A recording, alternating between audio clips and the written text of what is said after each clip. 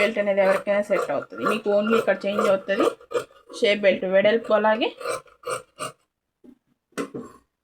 ఈ 2.5 మార్కింగ్.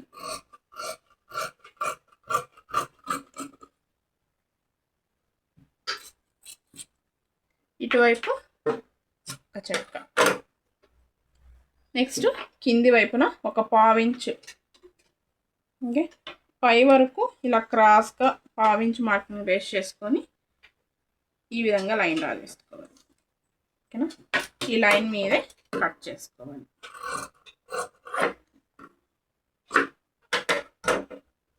ఓకేనా, తర్వాత ఈ మిగిలిన దాంట్లో మనం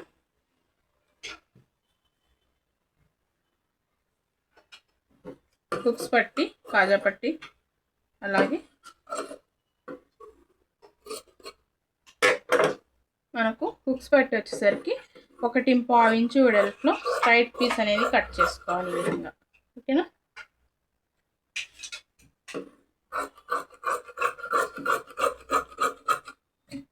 తర్వాత నడుము పట్టి వచ్చేసరికి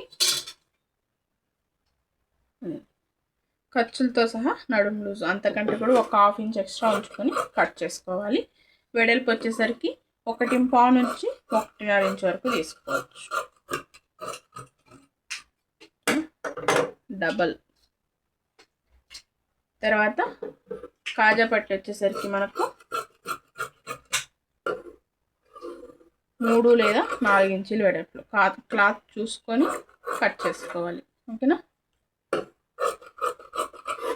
ఈ విధంగా స్ట్రైట్ పీస్ తీసుకోవాలి. ఓకే,